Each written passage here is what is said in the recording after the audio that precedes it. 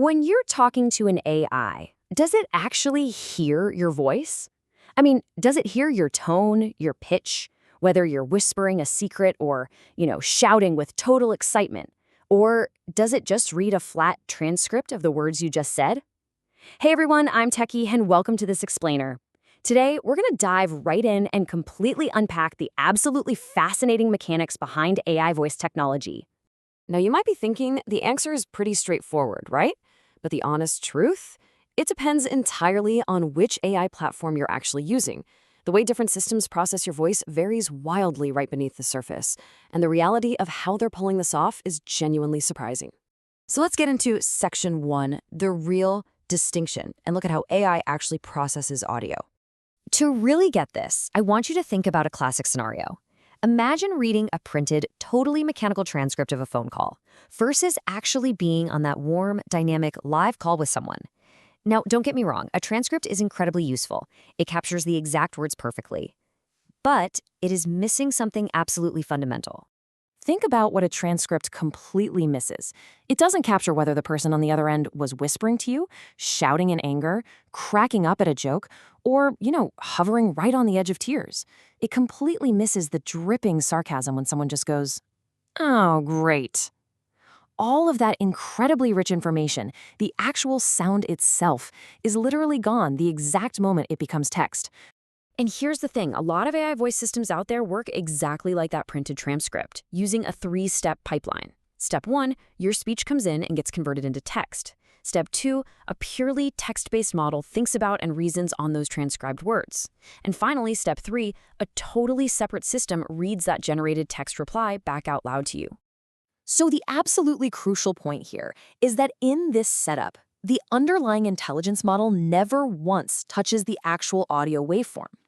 All of that acoustic data, all of your emotion, it vanishes. Only the literal words survive the trip through the system.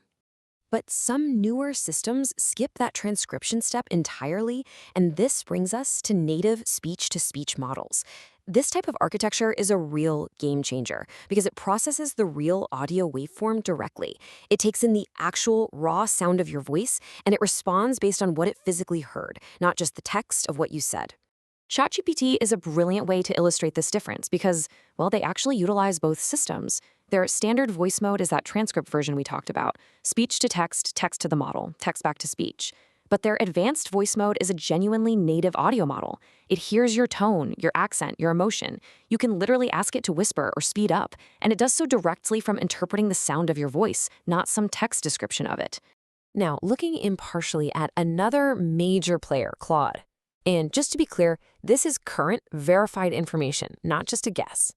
As of Anthropic's most recent voice mode update, Claude's voice mode remains transcription-based, so it's closer to that first pipeline we discussed. Your speech becomes text, Claude reasons on the text, and an outside provider reads the response aloud. There isn't a new speech-native voice model here. Instead, Anthropic really focused this update on giving your voice conversations access to their absolute most capable reasoning models. And Anthropic has been very direct about this, stating they are continuing to invest heavily in voice technology, and they plan to share a lot more later this year. So remember, the current landscape is just a snapshot of right now. It's definitely not a permanent state of the industry. But to really wrap your head around the limitations of those current transcription models, just think about this simple phrase. To a transcription-based system, the words transcribe identically whether you calmly say, "I'm fine," or you furiously yell, "I'm fine!" A transcription system has exactly zero of that emotional information available to its underlying model, no matter how flawless the actual transcription is. The vital context that tells the AI the difference is exactly what gets lost in that very first conversion to text. All right, let's move to Section 2, what this could actually detect when we talk about acoustic information. Let's walk through what's actually physically detectable by a native audio model and why.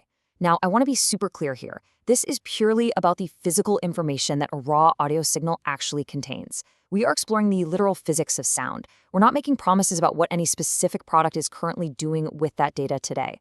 First up, age range. Children don't just happen to sound different. Their vocal tracts are physically shorter than adults. That physiological difference measurably raises pitch and shifts certain frequencies. So this creates a real physical signature in the audio waveform, not just some random guess. Next up is emotion. When you're super excited, that natural state tends to quickly raise your pitch and speed up your pace, right?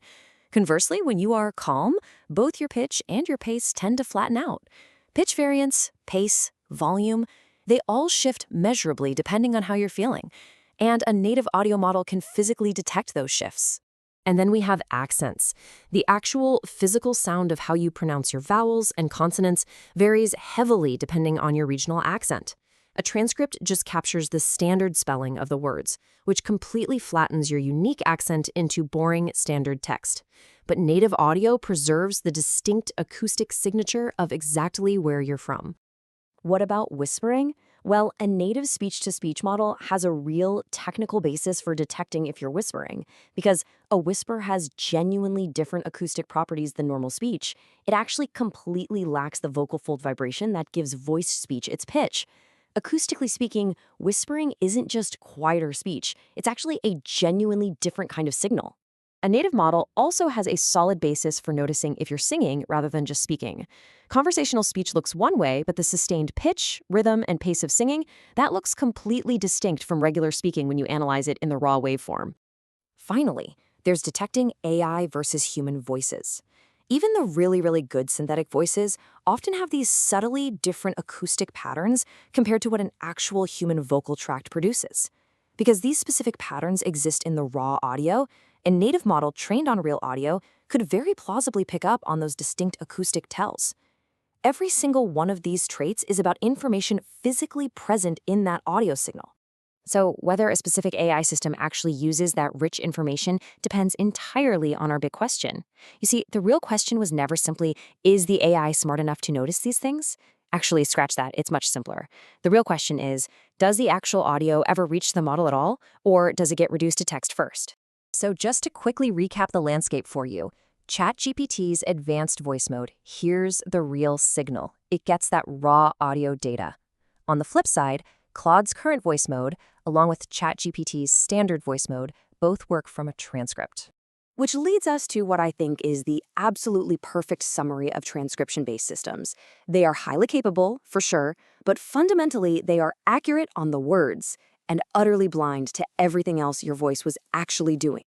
And that, right there, is the core takeaway of this explainer. That is the real distinction between an AI that genuinely hears your voice in all its complex, emotional, acoustic glory and an AI that simply reads a flat transcript of it. I really hope this helped clear up exactly what's happening behind the microphone. But, it leaves us with a pretty wild question. As these native audio models get better and better at detecting our exact emotional state, will we soon reach a point where AI understands how we are feeling even better than we do ourselves? Think about that for a second. If you want a deeper technical breakdown on all of this, drop a comment with the word voice below. Thanks so much for joining me for this explainer, and I will see you in the next one.